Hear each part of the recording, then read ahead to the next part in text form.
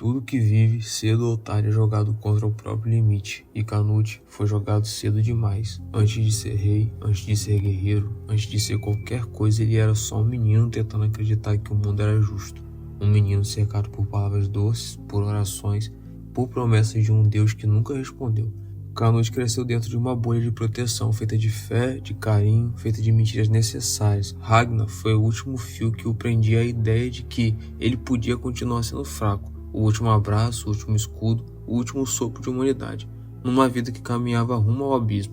Enquanto todos enxergavam um príncipe, Ragnar via só um garoto. Enquanto o mundo empurrava Canute para um trono, Ragnar puxava de volta para o colo, como se ainda fosse possível protegê-lo, como se ainda fosse possível blindá-lo do que o mundo realmente era.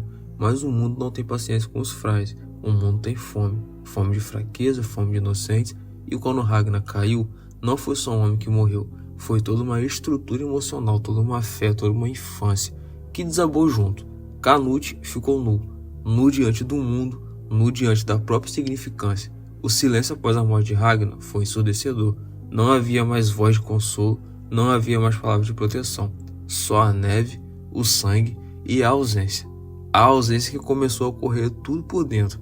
A fé, que antes era um abrigo, virou só um eco distante. E pela primeira vez, Canute perguntou ao céu, com ódio e com desespero: onde está o seu Deus agora? A resposta foi o silêncio, a resposta foi o frio, foi o vazio, e no vazio nasce o monstro. Canute começou a entender que as preces não impedem a morte, que a bondade não afasta o sofrimento, e que o amor não vence a guerra, e que Deus que ele seguiu por tanto tempo é um Deus que assiste, mas não interfere. Então, se Deus não age, Canute agiria. A transformação não foi súbita, foi uma corrosão lenta, um processo onde cada pedaço de inocência era arrancado como a carne viva sendo arrancada de um osso. O menino morreu de fome emocional, morreu de sede por sentido, e no lugar dele nasceu o estrategista, o calculista, o predador. Canute parou de esperar sinais divinos, parou de pedir misericórdia, parou de se ajoelhar. O único altar que ele reconhecia agora era o próprio trono, e o único Deus era o próprio poder. Se antes ele aceitava ser guiado, agora ele seria o guia, e o caminho seria pavimentado com os corpos daqueles que ousaram se opor a ele. O olhar que antes tremia, agora queimava, não com fé, mas com fome, fome de controle, fome de justiça, mas não a justiça divina, e sim a justiça feita com as próprias mãos. A transição foi inevitável porque a dor não deixou escolha, porque o mundo não deixou escolha. Canute começou a manipular, começou a falar com autoridade, começou a mover as peças do tabuleiro com uma frieza que assustava até os mais experientes. O príncipe agora é rei. Muito antes de se sentar ao trono, o menino cristão virou um homem pagão, não por crença, mas por necessidade. O Deus que ensinou ele a amar nunca o ensinou a sobreviver. Então Canute aprendeu que os deuses, sejam eles quais forem, são só espectadores, e quem sobrevive é quem entende isso a tempo. E então ele entendeu que a fé era só uma desculpa, uma anestesia para quem tem medo de agir. E Canute já tinha sentido dor demais para continuar anestesiado. Se antes ele chorava, agora ele ordena. Se antes ele hesitava, agora ele decidia. E cada decisão era um passo a mais na direção do inevitável.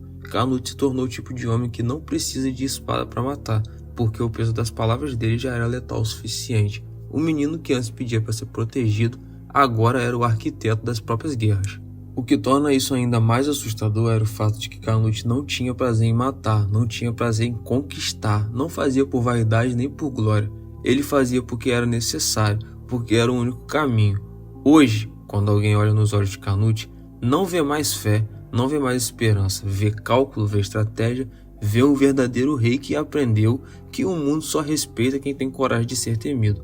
Ele parou de olhar para o céu, parou de buscar respostas, parou de acreditar que a vida é um teste. Canute entendeu que a vida é uma guerra. E ele é o general de si mesmo. O menino que um dia teve medo, hoje é o medo encarnado. Quem vê, sabe que Canute nunca mais vai olhar o mundo com os olhos de uma presa. Ele é o predador, silencioso, calculado e inevitável. Deixe seu like, se inscreva no canal e até o próximo vídeo.